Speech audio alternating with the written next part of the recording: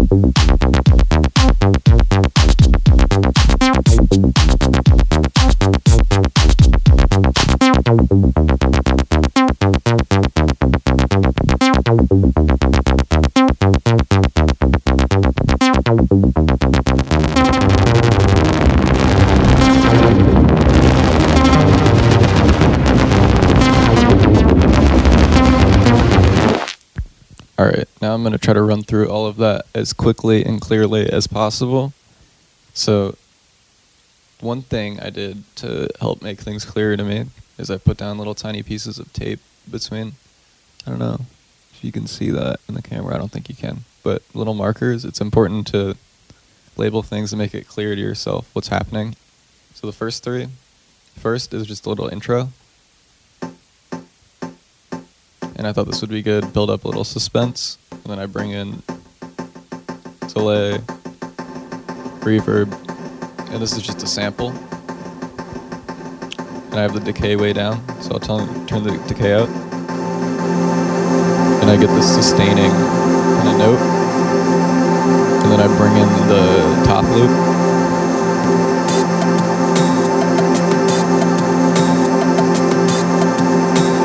And then I bring in other percussion. And then the kick.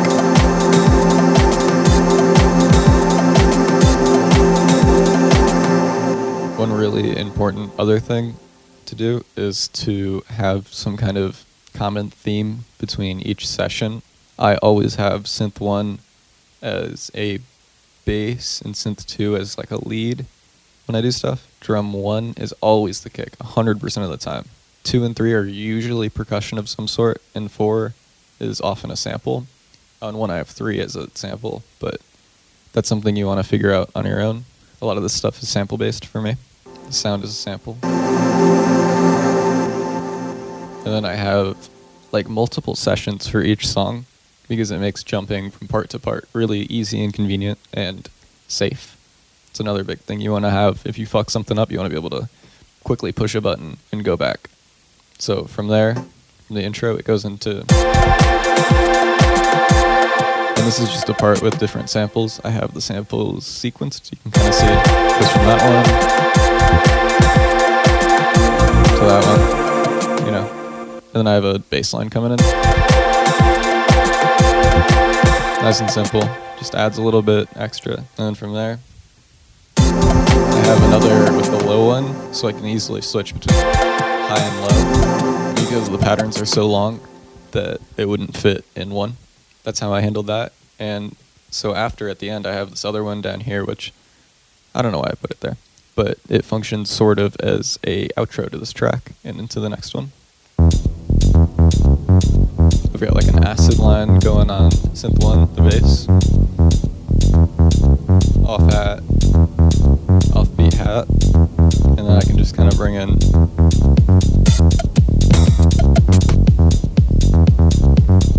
then tweak with the synth a little bit.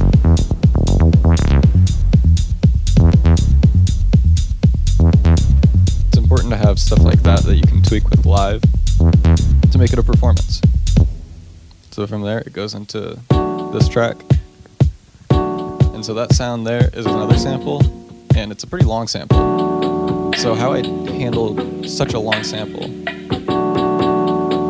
is I took the pitch, and I, in the computer, doubled it. So it's double as fast. No, quadruple as fast. And so when you turn the pitch all the way down on the circuit, that's 2 octaves down, and it's the right speed. It's kind of finicky to get to work, and it's pretty lo-fi, but it works for what I'm doing here. And in the intro, oops, I just have the decay down, and that allows me, if I want, to kind of finger drum it a little bit.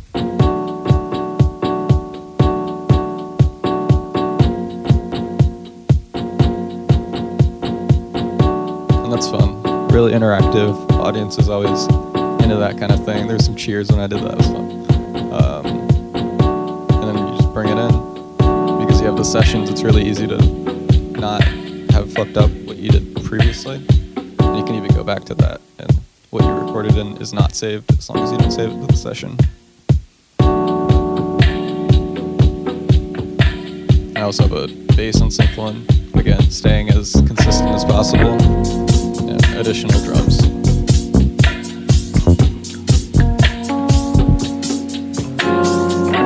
One thing to keep in mind with long samples is even when you stop it, it keeps going, which can be kind of fun for like a breakdown in a GIF. Like that. Carefully don't hit the wrong one though. That's easy to do. Next track.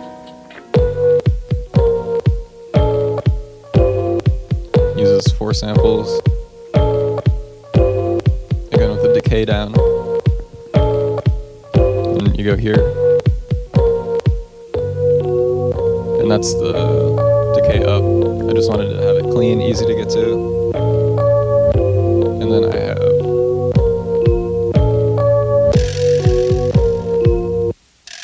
that's on drum 2, it's like some effect and stuff. Drum 1 is just kick.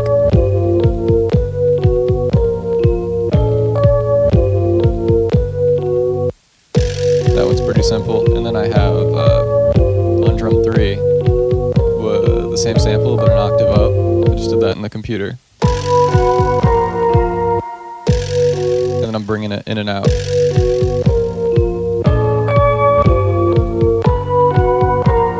And then do the next one.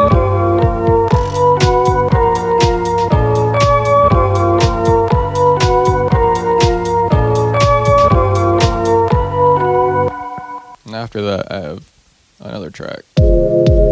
This one is the only one to actually use a synth on synth 2, actually.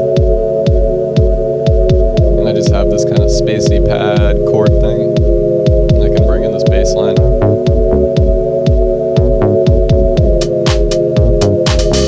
It's classic house. Come on.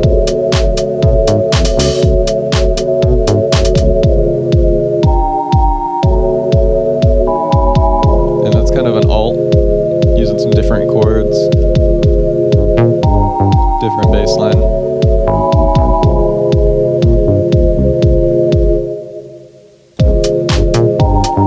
Don't be afraid to stop it and start it. It's a little scary, but practice it and you can kind of get these crazy silences. And also don't be afraid of the filter.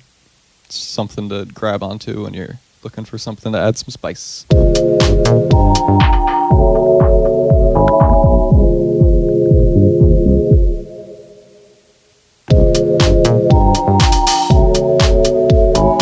Just an example. And then at the end of that one, I have another kind of acid outro. Very classic. I can go into synth 1 and tweak it however, record it in.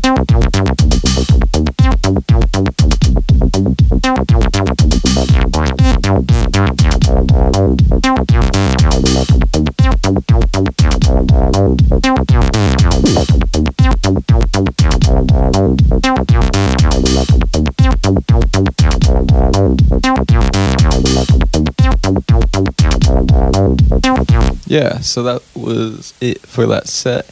What ended up happening is the crowd was pretty much just like my friends, the homies came through, and so I ended up playing songs for my solo project, Vincent Sebastian.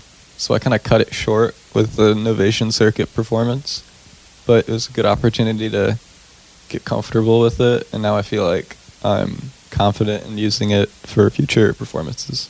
I hope this was somewhat helpful for you. I'm trying to stay more active, trying to do that. I don't know if it's going to work. Subscribe if you want to maybe see me post within the next 6 months. I don't know. Maybe I'll post sometime. Who knows? Not me. Hopefully this was helpful. Hopefully you got something from it. At the very least, hopefully it was entertaining or fun to watch. I don't know. Have a good one.